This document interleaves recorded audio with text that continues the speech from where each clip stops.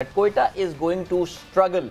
अब आपको लगता है जैसे कि लाला ने कहा कि यार ये टूर्नामेंट तो खत्म, अब PSL 9 की जो है ये तैयारी शुरू करें। So how do you diagnose, अब एक और मैच हो गया जो मैच जीत जाना चाहिए था उनको, मिसबाह हार गया कोयटा ग्लैडिएटर्स। आपसे मैं जरा जानना चाहूंगा कि फर्दर डायग्नोसिस आपका क्या कोयटा के हवाले से होगा? वाकई they should plan for PSL 9 now? देखिए, हमने बारहा ये बात की है कि जब आप इफ एंड बट्स और होप्स पे टीम बनाते हैं ना, तो फिर यही होता है। देयर इज अ वे। आप जब टीम बनाते हैं उसका एक आप देखते हो कि यार प्रीवियस रिकॉर्ड्स क्या हैं, प्लेयर्स ने कहाँ परफॉर्मेंसेस की हैं, कहाँ ये प्लेयर यूजफुल है, ये मेरी टीम में यहाँ फिट इन होगा, ये रोल ये प्लेयर्स प्ले करेंगे, और फिर एक नेटेड यूनिट बन के आप जीतेंगे। जब आप बगैर सोचे समझे प्लेयर्स लेते हैं और बाद में उनके रोल डिसाइड करने की कोशिश करते हैं, ये बड़ा मुश्किल है। मैं अपने कैरियर में मतलब इवन जब आखिरी PSL खेला हूँ, तो उस स्टेज पे आके इतने एक्सपीरियंस के बाद भी सडनली आपको कोई ऐसा काम दे दिया जाए, जैसे आप 4-5 पे खेलते हैं, आपको कहें जी आ जाओ जी आप पावर हिटिंग करो या आप नंबर 3 पे चले जाओ, ओपन पे चले जाओ, तो it's not that easy. It's a pressure game. आप मिडिल में होते हैं, जो आप करते आ रहे हो चीजें जिस पे आपकी रिप्यूट है, आपका एक एक्स फैक्टर है, आप वही कर सकते हैं। और ये बहुत बड़ी गलती है इनकी कि इन्होंने टीम बनाते हुए इस चीज का ख्याल नहीं रखा। देन जो दूसरी बड़ी चीज होती है वो क्या होती है, जब आपकी परफॉर्मेंसेस इस किस्म की होती हैं, एक तो क्लैरिटी नहीं होती, आपको रोल्स का पता नहीं होता, फिर जब आप हारना शुरू करते हैं तो वो एक डिसबिलीव जो है ना टीम के अंदर पूरा ऐसे छा जाता है, और उससे निकलना बड़ा मुश्किल होता है। आपको अपोजिशन अपॉर्चुनिटी देती है, आप उस अपॉर्चुनिटी को ग्रैब नहीं कर सकते।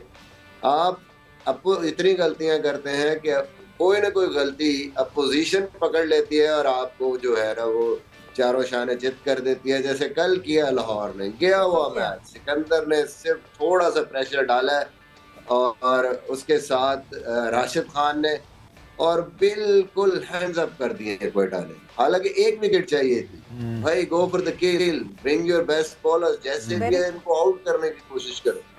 तो वहां पे अगर नवाज अच्छी बॉलिंग कर रहा है और सिकंदर ने उसको एक छक्का मार दिया है, कोई मसला नहीं, उसका आउट का भी चांस है स्पिनर पे। आप उसको कम से कम वहां पे सोचो कि कौन सा बॉलर मुझे यहाँ पे विकेट दे सकता है।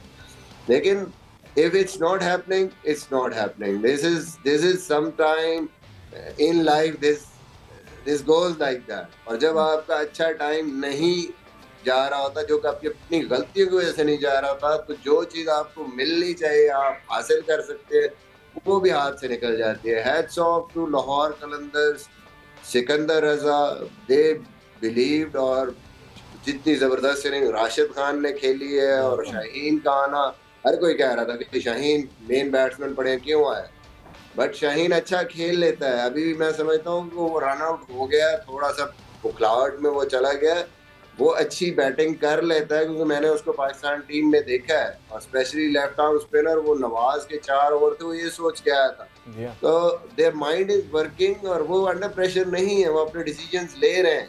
वो ये नहीं सोच रहे कि ये ना हो जाए, ये ना हो जाए, जो उनको नजर आ रहा है वो कर रहे हैं। And that is I think एक वो निशानी है एक अच्छी टीम की और चैंपियन टीम की, जो कि बहुत इस टाइम जबरदस्त क्रिकेट खेल मिसबाह। लेकिन अगर 148 किए उन्होंने, ठीक है उन्होंने बॉलिंग में मिसिंग की है, लेकिन 148 रन अब बैट्समैनों की भी अगर आप देखें तो बैट्समैन भी उनके पास कोई आम से बैट्समैन तो नहीं है, बड़ी अच्छी बैटिंग लाइनअप है। और जिस तरह इंजी भाई ने कहा था कि 50 पे तो उनका कोई आउट ही नहीं था, इतना अच्छा स्टार्ट था। उसके बाद अगर नीचे देखें तो बॉलों की तादाद ज्यादा है, रनों की तादाद कम है। उस मोमेंटम को क्यों नहीं चलने दिया उन्होंने? आपकी बात बिल्कुल ठीक है लाला, ये तो दोनों तरफ है। मतलब आपने पहले चांस दिया, आपने पहले चांस दिया बॉलिंग में, फिर आपको बैटिंग में आपके ओपनर्स ने चांस दिया और बिल्कुल मैच एक तरफ कर दिया उन्होंने। And then you have no clue, Rashid Khan जैसा वर्ल्ड क्लास स्पिनर आया, आपको कुछ समझ नहीं, कोई प्लान समझ नहीं आई कि कैसे आपने उसको, मतलब रन बॉल भी खेलना है तो कैसे खेलना है। जैसे सरफराज ने अपने आप को अगर प्रमोट किया है पिछले मैचों में, तो यहाँ पे भी अगर 6 ओवर खत्म हुए थे, तो जैसे शाहीन ने सोचा है, एक मैच जो जीते हैं उसमें सरफराज 3 पे आया था ना, तो उस पे अगर वो खेल गए थे ऊपर से तो फिर वो प्रमोट कर देता अपने आप को। नो डाउट जितनी मर्जी आप स्ट्रेटजी बना लें, गंदी बैटिंग हुई है, इतनी बैटिंग को ये रन आराम से करने चाहिए थे, बट छोटी छोटी गलतियां अपोजिशन कैपिटलाइज करती है। मुझे नहीं समझ आती, मैं कभी भी लाहौर कलंदर के अगेंस्ट खेलूं तो मैं टॉस जीत के कभी भी बॉलिंग ना करूं, क्योंकि मुझे पता है their strength, world class bowling lineup है। उन्होंने 120 भी अगर वो करेंगे ना तो किसी हिसाब से वो चेज कराएंगे, क्योंकि वो अपने रिसोर्सेज को उस तरीके से यूटिलाइज करेंगे। तो स्टार्ट से ही आपने जो है ना, आपने पता नहीं क्या सोचा, और आपकी बैटिंग पहले भी लड़खड़ाई हुई है और आपने एक जो मैच जीता भी है वो डिफेंड करते हुए जीता है, देन व्हाई नॉट। और आपने अपनी बॉलिंग स्ट्रॉन्ग भी की है, और एक क्लियर कट एक चीज नजर आ रही है यहाँ पे कि ज्यादातर टीमें पहले खेल के जीत रही है। तो सारी चीजें मिल मिला के ना, छोटी छोटी चीजें मिल मिला के वो आपकी हार की वजह बनती हैं। You just keep on throwing opportunities, और अपोजिशन जाहिर है जब तगड़ी टीम होगी वो किसी न किसी अपॉर्चुनिटी जो आप उसको देंगे उस पर वो कैपिटलाइज कर जाएगी, और लाहौर कर गई वो कैपिटलाइज उसको। अच्छा इधर मैं इस चीज पे ना, शाहिद ने जो चीज पूछी है ना, इसका मैं थोड़ा सा इस पे बात करना चाह रहा हूँ कि जिस तरह ये लाहौर के ये 7 आउट हो गए थे ना 50 पे, सो हम T20 में ये कहते हैं कि जी हम है ना, जो एक रिदम है ना, एक पेस है, बेशक विकेटें गिर जाए आप उसको ना ड्रॉप होने दो। कि बेशक लाहौर की टीम 70 पे आउट हो जाती, लेकिन वो अपना रिदम को ड्रॉप नहीं होने देना चाहिए था। तो क्योंकि हमने ये वाली गलती कहा कि हम जिस टाइम इस्लामाबाद से खेल रहे थे, जिसमें बाबर ने 75 किया था, हमने उस टाइम ये सोचा कि हमने कहा कि जरा यार थोड़ा सा ना जरा स्लो डाउन हो जाओ और फिर बाद में हम इसको पकड़ लेंगे। तो हम बाद में रिदम है ना अपना पिक नहीं कर सके वापसी, कि वो हमारी प्लानिंग गलत थी। लेकिन हम अगर लास्ट मैच जो हम खेले हैं जिसमें हमारे 3 आउट हो गए, हमने कहा 3 आउट हो जाए, हम 70 पे आउट हो जाए, लेकिन हमने अपनी पेस है ना, रिदम को स्लो नहीं करना, हमने करना अटैक ही है। तो उसमें यह है कि जी बॉलर्स को है ना, दूसरी टीम को है ना फर्क पड़ता है कि जी जिस टाइम आप स्लो कर देते हो ना, जिस तरह कोयटा ने स्लो करके क्या किया, वो जो 149 का टारगेट था वो 200 पे ले गए थे, एवरेज बढ़ गई थी, एवरेज बढ़ गई थी 200। आपका जिस टाइम 5 ओवरों में 50 था, आप खेल उसी पे रहे हो, आके आपने 27 किया, 28 बॉलों पे किया, आपने ये उल्टा अपनी टीम को नुकसान पहुंचा दिया।